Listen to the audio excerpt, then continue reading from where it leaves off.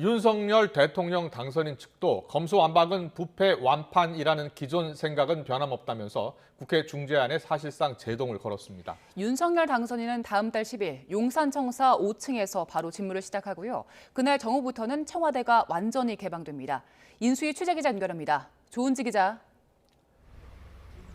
네, 서울 삼청동 인수위원회입니다. 윤 당선인은 그동안 먹고 사는 민생만 생각하겠다면서 다른 말들은 아꼈던 것 같은데요. 오늘은 입장이 잇따르고 있다고요?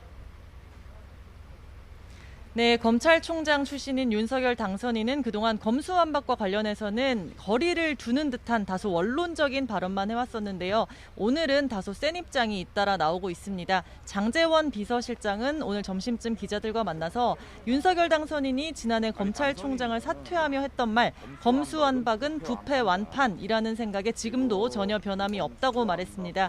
이 법안이 헌법 정신을 크게 위배한다면서 국민의힘이 100석밖에 안 되는 어려운 상황이지만 국민 우려를 받들어 잘 해결해 나갈 거라고 덧붙였습니다. 장제원 실장은 당선인이 중재안을 두고 국민의힘 지도부와 사전 교감은 하지 않은 것으로 안다고 했고요. 윤 당선인 취임 이후 거부권 행사를 묻자 너무 가정법이라며 좀 더 지켜보자고 말을 아꼈습니다. 들어보시죠. 검수완박은 부패 완판이다. 헌법 정신을 크게 위배하는 것이고 또 국가나 정부가 이런 헌법 정신을 지켜야 하는 책무를 저버리는 것이다라고 검찰총장 사퇴할 때 말씀하신 것과 생각이 전혀 변함이 없으세요. 네, 오전에 배현진 대변인도 정례 브리핑에서 윤석열 당선인이 관련한 국회 논의를 지켜보고 있다면서 헌법가치 수호를 위해 정치권이 중지를 모아달라고 당부하기도 했는데요.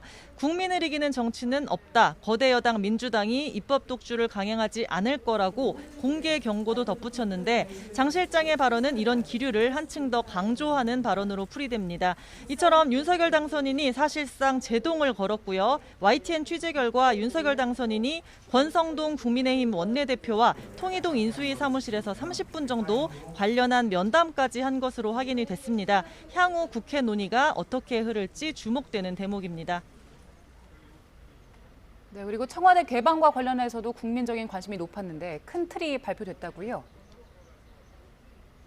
네, 앞서 YTN도 생중계로 전해드렸는데요. 다음 달 10일 윤석열 당선인의 대통령 취임식이 끝나는 정오에 청와대 문을 완전히 열기로 했습니다. 세부적으로 보면 개방 초기에는 한시적으로 입장 신청을 받을 예정인데 하루 6차례 2시간마다 6,500명씩 하루 관람 인원을 39,000명으로 제한합니다.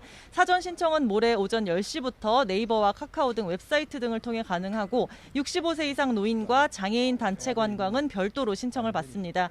청와대 이전 TF 팀장인 윤한홍 국민의힘 의원은 청와대가 74년 만에 제왕적 대통령 권력의 상징에서 국민 쉼터로 거듭나게 된다고 설명했습니다. 청와대로 인해 단절됐던 북악산 등산로도 5월 10일부터 인원 제한 없이 완전히 개방됩니다.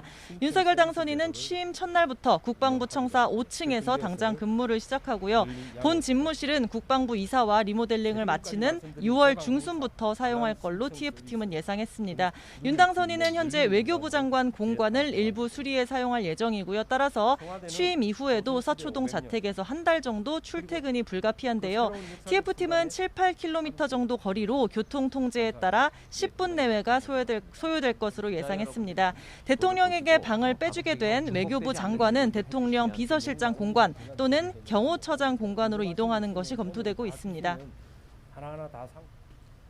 네, 그리고 오늘 윤석열 당선인 일정은 어떻게 됩니까?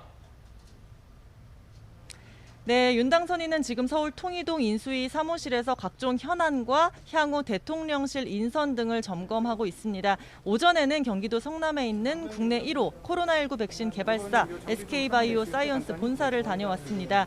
윤 당선인은 연구소의 국민 먹거리와 우리나라 경제, 보건, 안보가 다 담겨 있다면서 백신과 치료제 개발 기업에 대폭 지원을 하고 관련 규제는 대폭 줄이겠다고 말했습니다.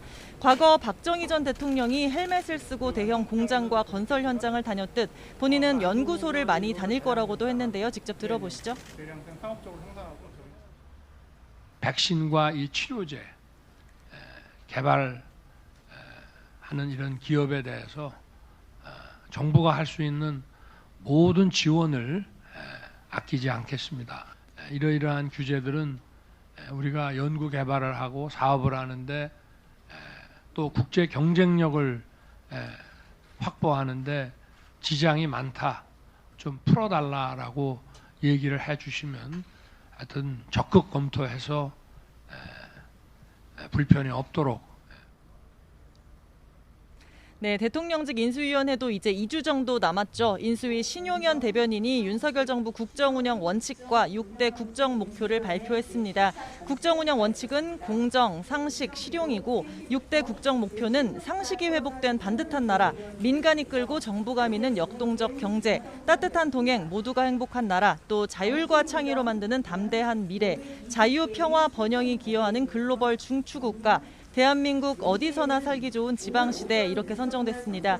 국정 목표 아래 국민께 드리는 약속 20개, 또 이를 구체화한 국정과제 110개, 그 밑에 실천과제 520개를 정리했고 이는 다음 달 3일 윤석열 당선인 보고 직후 안철수 위원장이 대국민 발표를 할 예정입니다. 지금까지 삼청동 인수위원회에서 YTN 조은지입니다.